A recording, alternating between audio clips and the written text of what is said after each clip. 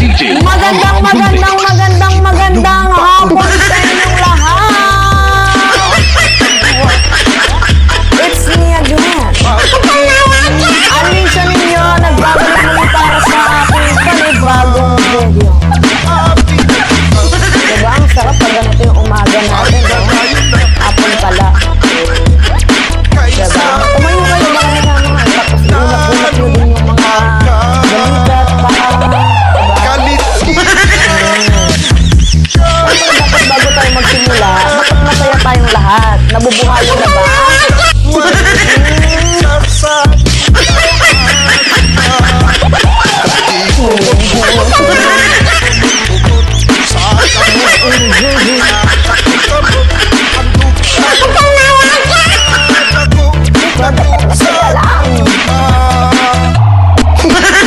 Alright, so okay. Stop na tayo dyan sa sayaw-sayaw. Oo. Tayo po muna ay mag-usap-usap. Tungkol nga po dito mga minamahal, sa propaganda na naman na tayo daw po ay gegerahin. Naku po, alam nyo, paulit-ulit na lang yan yung naratibo ng China. Kasi yan din naman yung tinuro ng China kay Digong. Oo. Sabi ng China, binulungan nila si Duterte noon. Hoy, boy, ipakalat mo, nagigirahin namin kayo ba? Para maniwala sila sa ating naratibo, tapos bigyan niya ng datong, diba? Bigyan niya ng pera, diba? Ng kineme itong si Digong. Tapos sasabihin ni Digong, sige, gusto nyo ba yun? Na kapag kayo ay pumalag dito sa China, gigirahin tayo. Diba? Yan yung, dati pa yan na panakot Alam nyo, kung gusto talaga ng China ng gera, ba't hindi nila ginawa yan sa Taiwan? Pinalibutan na nila noon yung Taiwan Diba? Ba't hindi nila ginawa? Sabi ko sa inyo, noon pa yan yung kanilang naratibo. Kaya huwag kayong magpapaniwala sa DDS propaganda. Alam nyo ba na ang mahal ng gera ngayon? Kasi unang-una, syempre, kapag nagkaroon ng gera, lilipad pa sila dito sa bansang Pilipinas, magpapadala ng kung ano-anong kinemi, diba? And syempre tayo, natatakot din naman tayo kasi magiging battleground tayo. Pero hindi nila alam na kapag tayo ay pinakialaman nila, ang dami pong mga bansa ang kakatig sa atin. Oo, ang dami pong bansa ang tutulungan tayo. Mga minamahal, lalo pat itong China, masyado silang greedy. They are hunger for power. Diba? Tapos yung Amerika, binabrand ngayon na white savior. So, syempre, yung Amerika, mga minamahal, ipapamukha talaga nila na, tulungan natin tong bansang to Ano natin to sa Mutual Defense Treaty. Diba? So, mahal ang gera kasi unang-una, tatamaan dyan yung ekonomiya. Hindi naman nata papayag ang China. Diba? Nagbe-benefits din naman ang China dito sa Amerika. Diba? See? Yan yung sinasabi ko sa inyo na hindi yan kayang gawin ng China, yung gera na yan. Pananakot lang yan. Kung meron tayong isuko na kahit isang teritoryo ng bansang Pilipinas, do you think titigil na sila? Kung isuko natin yung Kalayaan Island Group na yan, do you think, mga minamahal, titigil na sila sa kanilang ginagawang panghaharas, ginagawang pambubuli? Sa tingin nyo, titigil na sila? Hindi, Hindi yan titigil, mga minamahal.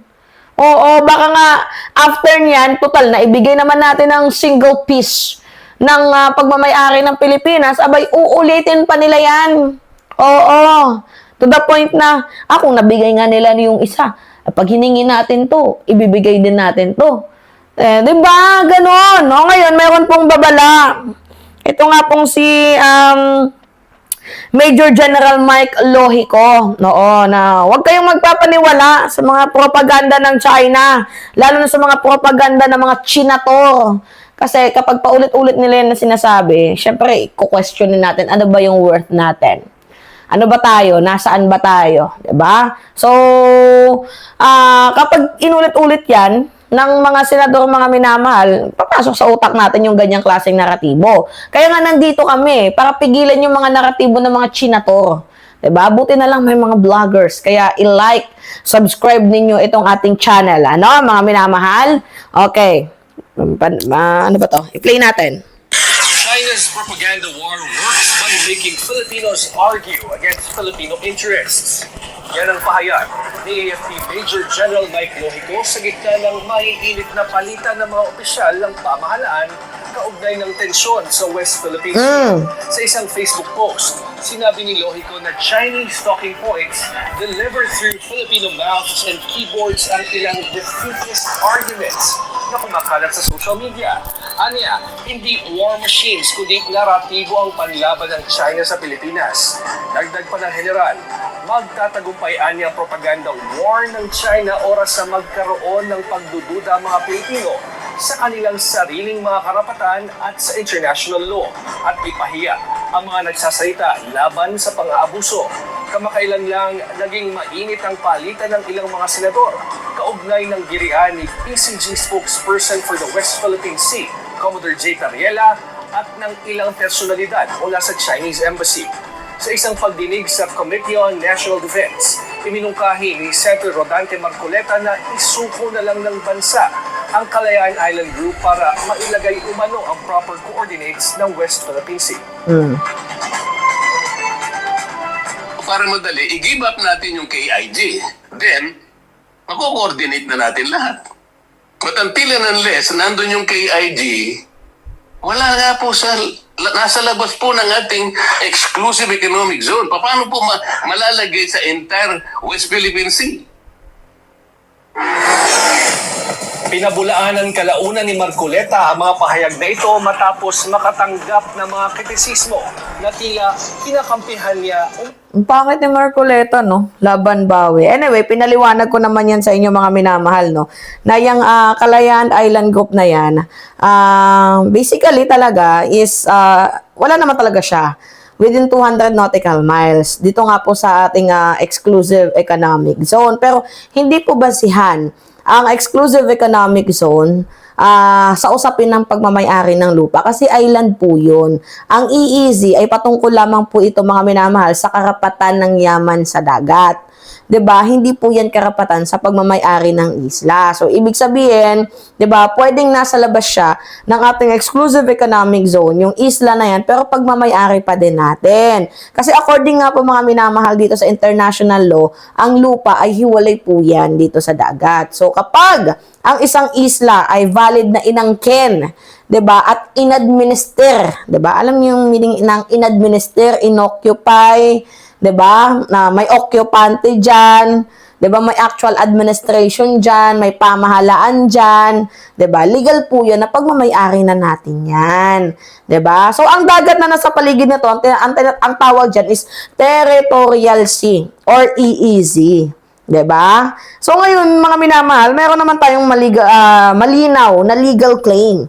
Kasi noong 1978, meron po tayong presidential decree na number 1596. So idiniklara na ng Pilipinas ang Kalayaan Island Group ay bahagi po ng teritoryo ng bansa. Bakit? Pangunahing reason dyan is discovery. May nakadiscover po dyan, nakapwa natin Pilipino. And because of that discovery, meron po mga nakatira dyan, tumira. At namuhay sila, and then nag-multiply, 'di ba? Nagkaroon sila ng pamahalaan diyan, 'di ba? Mayroong actual na administration, may mga Filipino communities, may presensya ng local government, mga military detachment. So, yung Kalayaan Island Group na 'yan, literally is atin 'yan. So, hindi basihan ng West Philippine Sea, 'di ba? Or yung 200 nautical miles within our exclusive zone para masabi natin na atin 'yan. So unang-una, na-discover natin 'yan, 'di ba?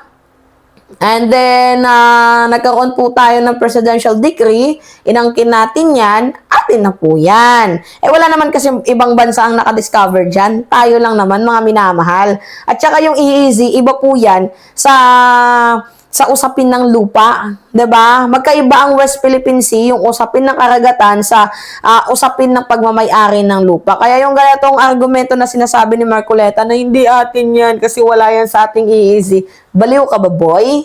'Diba? Yan kinalala na din po yan sa international rulings ng noong 2016, sobrang linaw na may karapatan ng Pilipinas sa mga maritime zone nito. 'Di ba? So hindi din naman kinansela ng ruling ng sovereign claim, 'di ba? Ng Pilipinas ang Kalayaan Island Group. So sa madaling sabi, atin po 'yan. Now anyway, itong mga pinapakalat nitong mga senador na 'to, na sinasabi nila na hindi daw sa atin yung West Philippines Sea na yan kasi wala naman daw pangalan, 'di ba? Yung pinapakalat nilang naratibo na i-give up na lang natin yan. Okay ba yung mic natin? Wait nga lang. 'Di ba? Huwag kayong maniniwala doon. Mga propaganda lang 'yun, mga minamahal. 'Di ba? Para takutin tayo. 'Di ba? Sasabihin na ay, hindi pala atin yan. Yung magdududa tayo sa ating mga sarili. Yan yung gusto nilang mangyari. Diba? Proud na proud si Xi Jinping talaga dito kay Marcoleta. Subuki talaga si Marcoleta, no? Ng China, mga minamahal, oh. Naging lawyer na si Marcoleta ng China. Naging lawyer na hindi lang ng mga diskaya, pati na ng China. Ginalingan eh. Malaki ata yung TF, no? Alam niyo yung China, pinagtatawanan na lang tayo niyan nila ngayon. Diba? Oo, totoo yun mga minamahal. Pinagtatawanan na lang nila tayo ngayon kasi Pilipino sa Pilipino ang nag-aaway. Talagang makapili, no? Dati nakabayong, ngayon bulldog na yung mukha eh. Nag-upgrade eh, from bayong, ngayon bulldog. Diba mga minamahal? Anyway, yan po. Kayo, ano yung masasabi nyo dito? Diba? Sinupalpal siya kahit nga si Batong Bakal eh. Kaya nga si Justice retired Senior Justice Supreme Court Antonio Carpio, sabi niya nga, I think mag-ano ka na lang, mag-registered ka na lang as citizen ng ng China. Total yung naratibo ng China eh parehas na parehas kayo. 'Di ba? Ano din siya ni Batong Bakal eh. Pinuna din siya. Matagal nang kinikilala yan, tapos ibibigay mo, bobo ka ba? Naibang ka ba? Tapos ngayon, bigla-biglang babawiin ni Marcoleta yung yung Kalayaan Island Group. Ay, naku, wag kami. Wag kami. Oo, suki ka na ng inis ng Pilipino. Diba mga minamahal? Kung dati si Robin yung kinainisan namin kasi bobo, ganun ka din pala. Alright, it's me again, Alicia ninyo. Mga minamahal, nagbabalik muli para sa ating panibagong video. Pahingi lang po ako ng comments, likes, and share. And also, don't forget to click the subscribe and always nyo pong i-hit ang notification bell mga minamahal para lagi po kayong na-update sa mga video na ina-upload natin. Maraming salamat at ingat mga kababayan. Okay?